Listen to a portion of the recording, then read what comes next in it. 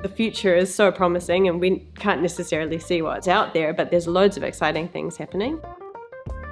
Explaining New Zealand's energy system doesn't have to be complicated. We are on the lookout for experts who can explain energy as simple as possible. This is Energy 101.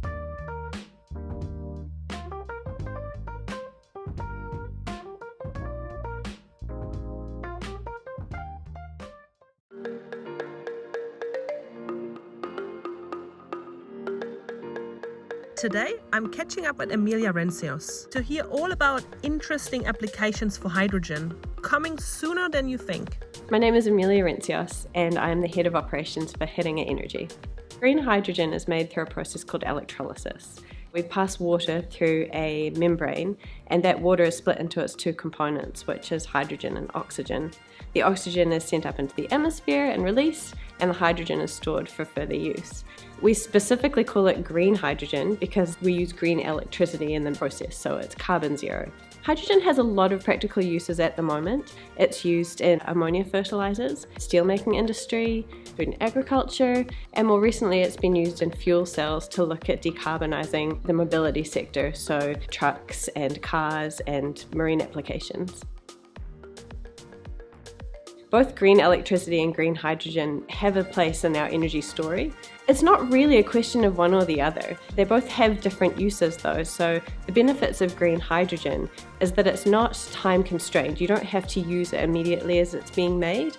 You can store it, you can transport it and use it further down the line, whereas green electricity has many uses but also needs to be used as it's generated.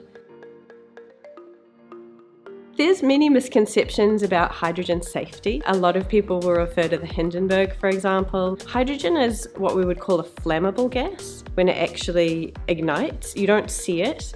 It's a very small flame, but the benefits of it is that because it's such a light molecule, it releases and disperses super fast. So it's way lighter than air, it just disperses everywhere. This means that ultimately it's no more dangerous than any of your regular fuels. So there are some really exciting projects for green hydrogen at the moment. There's developments in the heavy transport sector to look at using hydrogen as a fuel for trucking. That's the application at the moment that makes the most economic sense and the application in which Hiringa Energy is kicking off with its projects. We are looking at rolling out initially for hydrogen refueling stations to fill up to 20-25 trucks initially to take the diesel trucks off the road. As that develops and as the technology develops, there will also be applications in the marine space.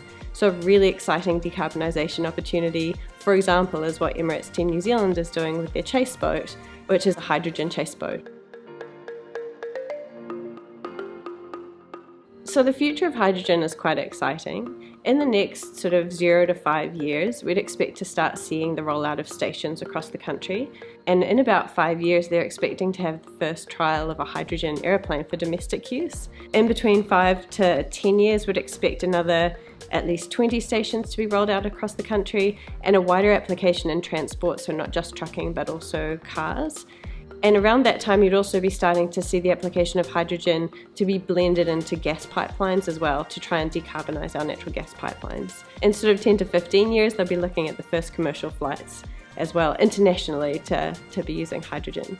We're expecting that the uptake of hydrogen will be quite promising, but yeah, obviously we've got our first steps to go as we kick it off.